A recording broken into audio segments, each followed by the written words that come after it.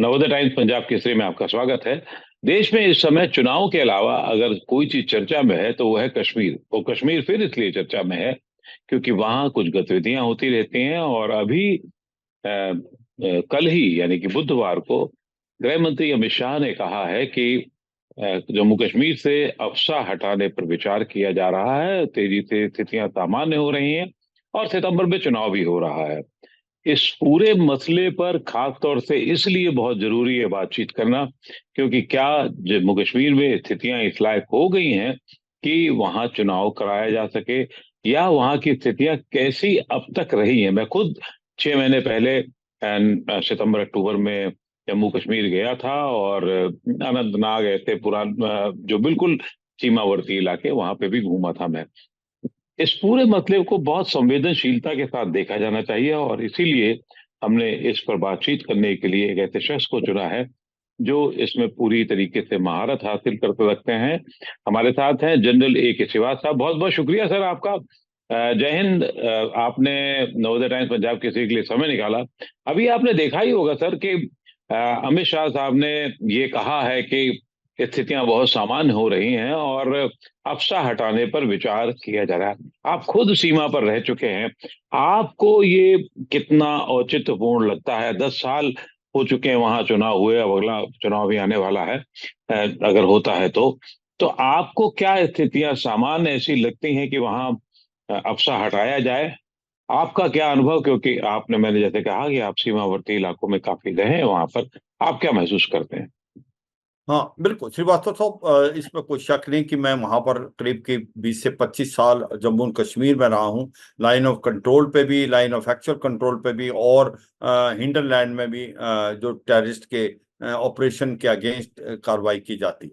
ये सच्चाई है कि जब आर्टिकल 370 और 35 से एब्रोगेशन करने के बाद, जो कि अगस्त 2019 में हुआ था, उसके बाद सिचुएशन में बहुत फर्क आया है। आज पीस है, डेवलपमेंट का माहौल है, रिकॉर्ड टाइम में टूरिज्म है, ग्राउंड लेवल पे, ग्राउंड और ग्रास रूट लेवल पे डेमोक्रेसी आई है, पंचायत इलेक्शन और डिस्ट्रिक्ट डेवलपमेंट काउंसिल के इलेक्शन हुए हैं। वहाँ पर स्पेशली जो डेवलपमेंट है उसको आप इस तरीके से परखें। वहाँ IIM, medical college, engineering college बहुत बन गए हैं।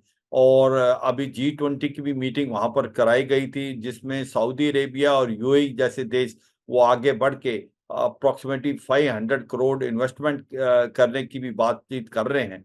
तो ये सच्चाई है कि एक माहौल बहुत ही पीसफुल बन गया है। और जो आतंकवादी थे, जो कि किसी समय में 300 से 350 होते थे, आज वो घट के उनकी नफरी 30 से 40 रहेगी। और उनके पास हथियार नहीं है, अम्यूनिशन की कमी है। और लश्कर ए तौबा जैसे मोहम्मद का जो लीडरशिप थी उसको खत्म कर दिया। तो अगर आप इस चीज को परखें तो ऐसा लगता है कि आज की तारीख में जम्मू एंड कश्मीर जो है बिल्कुल वैसा शांत है जैसा कोई और कोई स्टेट है भारत की।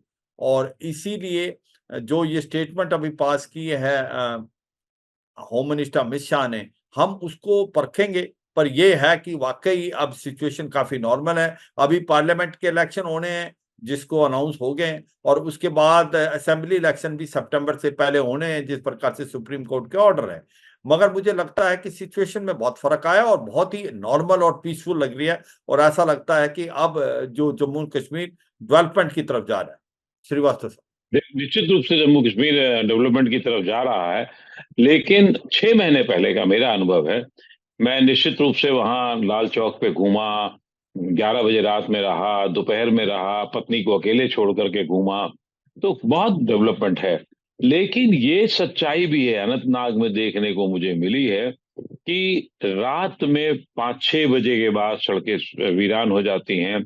उनकी गतिविधियां थोड़ी रहती हैं, स्लीपर सेल काम करते रहते हैं और मिलिट्री के लोग खुद स्वीकार करते हैं कि अभी भी यहाँ स्लीपर सेल काम करते हैं। अभी हाल के दिनों में भी 1-2 विस्फोट हुए थे जिसमें हमारे जवान शहीद हुए थे। तो ऐसी स्थिति में क्या इसको धीरे धीरे हटाया जाना चाहिए, या अब एक साथ अफसा को हटाने के साथ साथ मिलिट्री को हटाने की प्रक्रिया शुरू की जानी चाहिए? हाँ, बिल्कुल, बहुत अच्छा क्वेश्चन पूछा श्रीवास्तव साहब। ये सच्चाई है कि वाकई तब्दीली में बहुत फर्क आया है। जिस प्रकार से जो पत्थरबाजी की घटनाएं होती थी, वो भी ऑलमोस्ट जीरो हो गई हैं। और जो हुर्रियत कॉन्फ्रेंस को पैसा मिलता था आईएसआई से, उसको एनआई ने चोक कर दिया।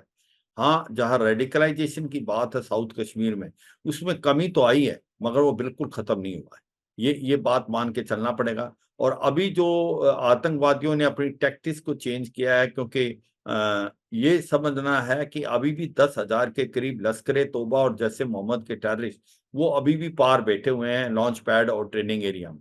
इसका मतलब जो पाकिस्तान की आईएसआई, पाकिस्तान की आर्मी इनको पंप करने की कोशिश करती रहेगी और कर भी रही, मगर वो अभी तक सक्सीड नहीं हो रहे, क्योंकि अब हमारी काउंटर इन्फिल्ट्रेशन ग्रेड बड़ी पुख्ता है।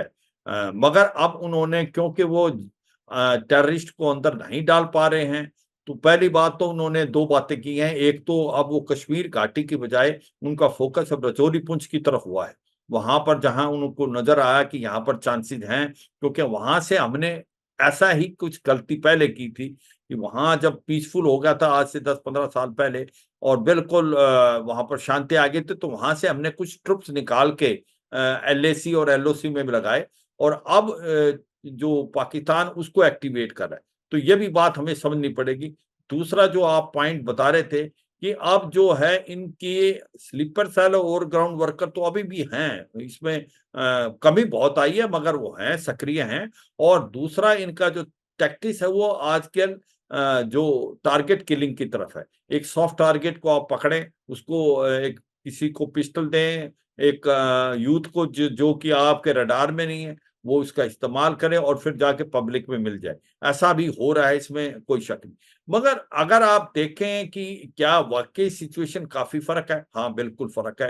पीसफुल है और डेवलपमेंट का माहौल है, मगर ये भी सच्चाई है कि रेडिकलाइजेशन साउथ कश्मीर में कम हुआ है, पर बिल्कुल खत्म नहीं हुआ। और ये भी जी, सच है कि कुछ टारगेट किलिंग अभी भी होती हैं। तो फिर क्वेश्चन जी, आपका आता है कि ऐसे में क्या ये armed forces special power act का समय आ गया इसको दूर करने का? मैं ये कहूँगा कि इसको सोच समझ के इस चीज़ पे गौर करनी चाहिए। जल्दबाजी में कोई एक्शन नहीं लेना चाहिए, क्योंकि ये याद रखो कि जैसे मैं एग्ज़ाम्पल दिया था रजौरी पुंछ में, कि हमने कभी वहाँ से ट्रुप्स निकाले थे ये सोच के कि अभी शांति आ गई, और क्योंकि वहाँ वैक्यूम क्रिएट हो गया, तो वहाँ आतंकवादियों ने अभी इसको आईएसआई ने उसको एक्टिवेट किया। तो क्या मेरे हिसाब से सबसे अच्छा तरीका यही होगा कि आप सोचें, समझें और इसको फेज मैनर पे एक डिस्ट्रिक्ट से जी, निकालें, उसका देखें क्या उसका इम्पैक्ट हो रहा है, और फिर आप दूसरे डिस्ट्रिक्ट निकालें।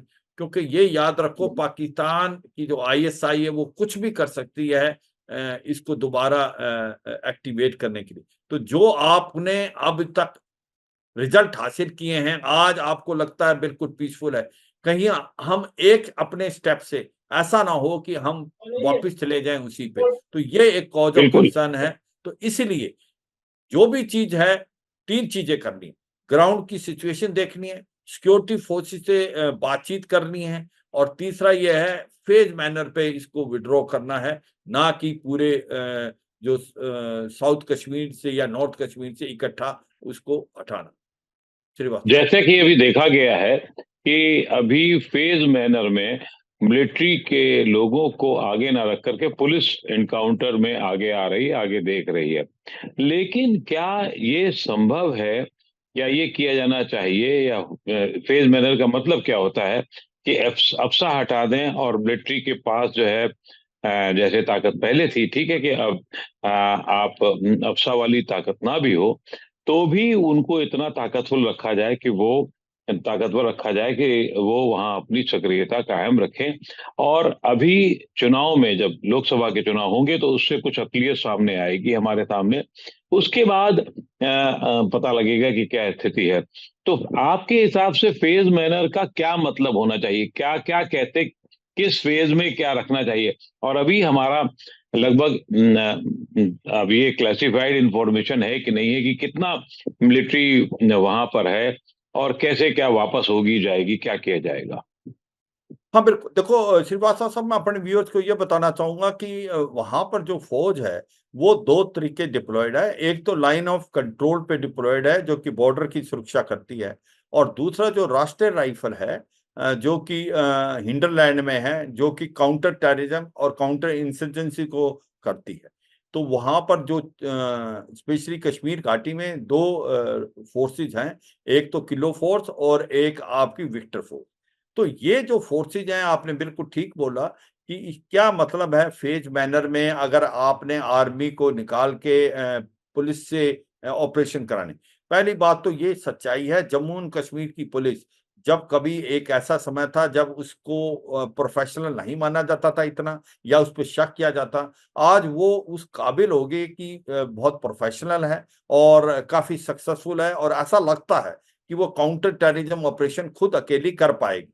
अभी भी जो ऑपरेशन होते हैं, वो सबसे आगे अभी जो जम्मू एंड कश्मीर की पुलिस को आगे रखा जाता है फ़ौज के साथ, सो दैट उनको एक्सपीरियंस हो। अब पॉइंट आता है कि क्या इसका मतलब ये है कि आप फेज मैनर पे आरआर को हटा लेंगे और आप पुलिस को ही दे देंगे? मुझे नहीं लगता ऐसा करना चाहिए। आपका इशारा बहुत अच्छा था, आप डिप्लॉय रखें, आरआर को डिप्लॉय रखें वहाँ पर, जैसे अभी राष्ट्रीय राइफल। सीआईसीटी ग्रिड में है। उसको जिस प्रकार से काउंटर टेररिज्म ग्रिड बना रखा है, उस पे करें, मगर आप फेज मैनर से हटा लें। तो अगर वो ऑपरेट करते हैं तो फिर वो उनको मजिस्ट्रेट लेना पड़ेगा, बाकी जो चीज़ें वो करनी पड़ेगी। मगर उससे 2 बातें होंगी। एक तो ये पता चलेगा कि ग्राउंड रियलिटी क्या है, और दूसरा ये पता है कि ऐसा भी नहीं है कि अगर वहाँ सिचुएशन ठीक नहीं लगती तो आपके पास फ़ोर्स अवेलेबल नहीं। तो मुझे लगता है ये बहुत अच्छा तरीका होगा कि काउंटर टेररिज्म का ग्रिड को मत डिस्टर्ब करें। Armed forces special power act district wise remove करें। जो सबसे अच्छा डिस्ट्रिक्ट लगता है उसको रिमूव कर लें। उसमें देखें कि क्या सिचुएशन होती है, क्या वाक़ई बिल्कुल सिचुएशन बिल्कुल ठीक है, उसके बाद फिर दूसरे में करें। अपना काउंटर टेररिज्म ग्रिड है वो पुख्ता रखें, उसको मत अभी भी डिस्टर्ब करें। Armed forces special power act को फेज मैनर पे निकाल के और चीज़ को देखें, फिर कंसोलिडेट करें। आपने एक बहुत अच्छा आम इनपुट दिया श्रीवास्तव साहब। आपने कहा कि ये जो इलेक्शन है, ये एक प्रकार से आपका लिटमस टेस्ट होगा।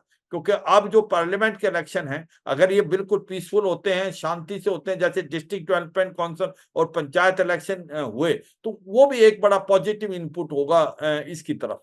श्रीवास्तव साहब। जी।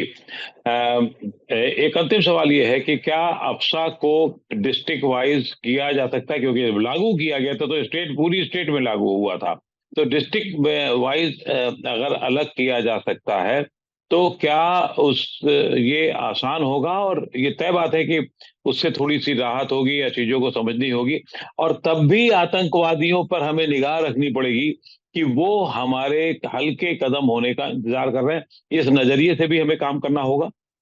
बिल्कुल करना, वही मैं कह रहा था श्रीवास्तव साहब, आपने बड़ा इशारा अच्छा किया था। जो काउंटर टेररिज्म ग्रिड है और जो इंटेलिजेंस ग्रिड है, उसको डिस्टर्ब नहीं करना है, क्योंकि वो आपको फिर भी काम आएगा। क्योंकि आज की तारीख में जो इंटेलिजेंस एजेंसीज काम कर रही हैं कश्मीर घाटी में, उनका तालमेल बहुत अच्छा है। जो दूसरा क्वेश्चन था, क्या ये डिस्ट्रिक्ट वाइज आप रिमूव कर सकते हो? बिल्कुल कर सकते हो। अभी आप नॉर्थ ईस्ट में देखें, 70% आपसा वहां से हट गया है, और वो डिस्ट्रिक्ट वाइज हुआ है। मणिपुर के भी कुछ एक डिस्ट्रिक्ट हैं जहां पर नहीं है, इम्फाल वैली के अंदर वहां पर आफसा नहीं है, जबकि वहां के पहाड़ी इलाकों में।